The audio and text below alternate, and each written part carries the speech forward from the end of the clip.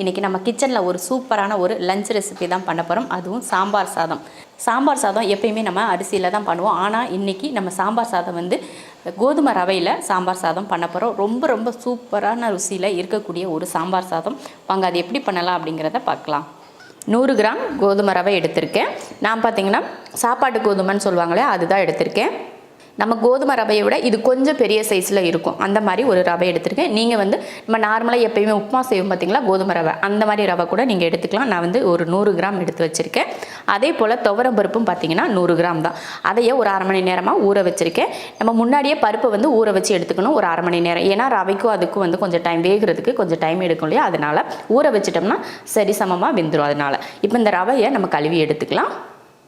பாருங்கள், ரவையை கழுவி எடுத்துகிட்டு வந்துட்டேன். இப்போ நம்ம தாளித்து விட்டுறலாம். ஸ்டவ் ஆன் பண்ணிவிட்டு குக்கர் வச்சுக்கலாம். தாளிக்கிறதுக்கு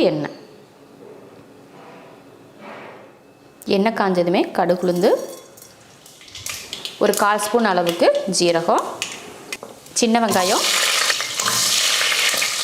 ஒரு 3 பல் பூண்டு, இதை வதக்கி விட்டுறலாம். வெங்காயம் வந்து கொஞ்சம் வதங்கினதுக்கப்புறமா தக்காளி சேர்த்துக்கலாம். சின்ன வெங்காயம் வந்து ஒரு 10-20 வெங்காயம் போட்டிருக்கேன் நான். உங்களுக்கு பெரிய வெங்காயம் போடுறதுனா ஒரு பெரிய வெங்காயத்தை நீங்கள் சின்னதாக கட் பண்ணி சேர்த்துக்கலாம்.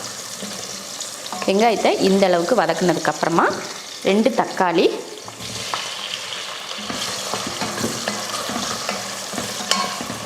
கொஞ்சம் கருவேப்பிலை,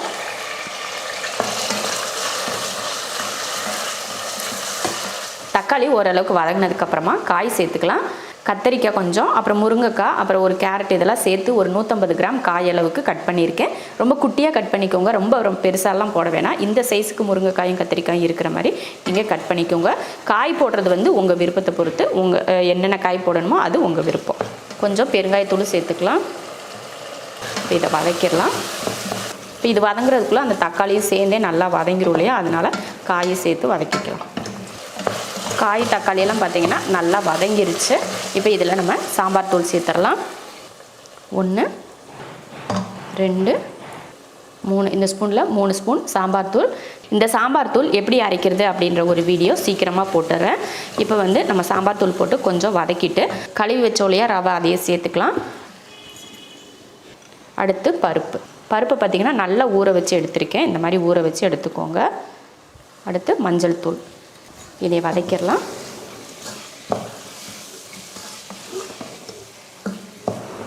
நம்ம ரவை எடுத்து வச்சோம் இல்லையா, இதில் கரெக்டாக 3/4 கப் ரவையும் 3/4 கப்பு பருப்பும் இருந்துச்சு. அதுக்கு தண்ணி சேர்த்துக்கலாம்.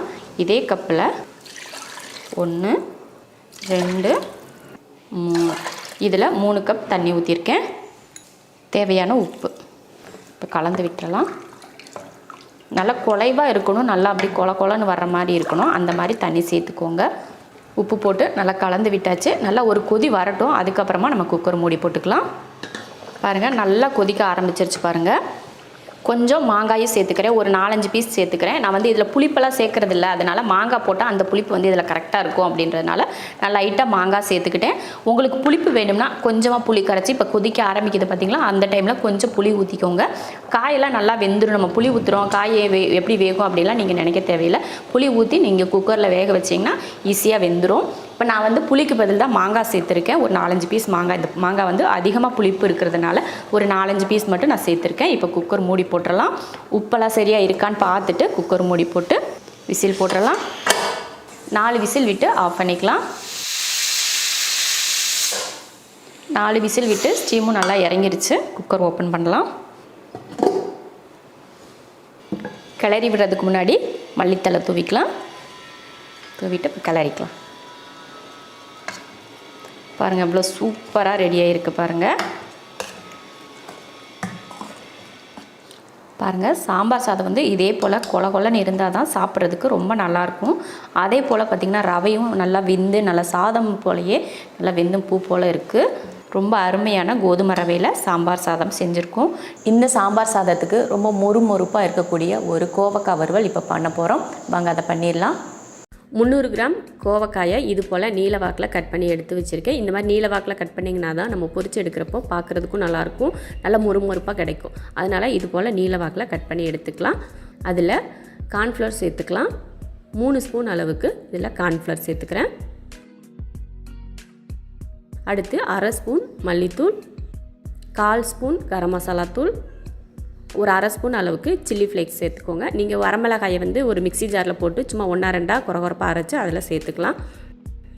அடுத்து 1/2 ஸ்பூன் மிளகாத்தூள், 1/4 ஸ்பூன் இஞ்சி பூண்டு பேஸ்ட், தேவையான அளவுக்கு உப்பு சேர்த்துட்டு இதில் தண்ணி எதுவுமே நம்ம சேர்த்துக்கக்கூடாது. அந்த காயில் இருக்குது பார்த்திங்களா ஈரப்பதம், அதுலேயே நம்ம இதை மிக்ஸ் பண்ணிடணும். இந்த மாதிரி அந்த மசாலா அந்த காயோட ஒட்டிகிட்டு இருக்கணும். அந்த மாதிரி தான் நம்ம பிணைஞ்சிக்கணும். எக்ஸ்ட்ரா ஒரு துளி அளவுக்கு கூட இதில் தண்ணி சேர்த்துடக்கூடாது. தண்ணி சேர்த்துட்டிங்கன்னா ரொம்ப தண்ணியாக ஆயிரும். அதனால் தண்ணியே இல்லாமல் பிசைஞ்சு எடுத்துக்கணும். அவ்வளோதான். இதை ஊற வைக்கணுன்றதெல்லாம் அவசியம் இல்லை. உடனே நம்ம பொரிச்சு எடுத்துடலாம். இப்போ வந்து எண்ணெய் நல்லா காஞ்சிட்ருக்கு. இப்போ பொரிச்சிக்கலாம். அதில் கொஞ்சம் கருவேப்பிலையை போட்டுட்டு அதுக்கப்புறமா இந்த நம்ம கோவக்காயை வந்து அதில் போட்டு பொரிச்சு எடுத்துக்கலாம். நம்ம எப்பயுமே பக்கோடா ஊற்றி விடும்ல, அது போல் ஒன்று ஒன்றா உதிர்த்து கூட விட்டுக்கலாம். போட்டதுமே கலந்து விடாமல் கொஞ்சம் பொறுமையாக விட்டு அதுக்கப்புறமா நல்லா கலந்து நல்லா மொறுமொறுப்பாக வேகிற வரைக்கும் வெயிட் பண்ணிவிட்டு அதுக்கப்புறமா நம்ம எடுத்துடலாம். பார்த்திங்கன்னா தெரியும் நல்லா மொறுமொறுப்பாக வெந்து வந்துருச்சு. இப்போ நம்ம இதை எடுத்துடலாம். இப்போ இதை ஒரு பிளேட்டில் மாற்றிடலாம். சூப்பரான சுட சுட மொறுமொறுப்பாக ஒரு கோவக்காய் வறுவல் ரெடி ஆயிருச்சு. இது சாப்பிட்றதுக்கு ரொம்ப அருமையாக இருக்கும். சும்மா ஸ்நாக்ஸ் மாதிரி கூட இதை சாப்பிட்லாம். இல்லைன்னா சைடிஷாக வச்சு கூட சாப்பிட்லாம். சாதத்துக்கு சாம்பார் சாதம், தயிர் சாதம், வெரைட்டி ரைஸ் எது செஞ்சாலும் இந்த மாதிரி நீங்கள் வறுவல் பண்ணிவிட்டு சாப்பிட்டிங்கன்னா எல்லாருக்குமே இது ரொம்ப பிடிக்கும். ஏன்னா மொறுமொறுப்பாக இருக்கிறதுனால எல்லாருமே இதை விரும்பி சாப்பிடுவாங்க. பிடிக்காதுன்னு சொல்லவே மாட்டாங்க. இது சைடிஷாக மட்டும் இல்லை, ஸ்நாக்காக கூட யூஸ் பண்ணிக்கலாம். ரொம்ப சூப்பரான ஒரு கோவக்காய் வறுவல் இது. சூப்பரான கோதுமை ரவை சாம்பார் சாதமும் மொறுமொறுப்பாக கோவக்காய் வறுவலும் செஞ்சு முடிச்சிட்டோம். இதே மெத்தடில் செஞ்சு பாருங்கள். டேஸ்ட் ரொம்ப அருமையாக இருக்கும். செஞ்சு பார்த்துட்டு எப்படி இருக்குன்னு சொல்லிட்டு கமெண்ட்டில் சொல்லுங்கள்.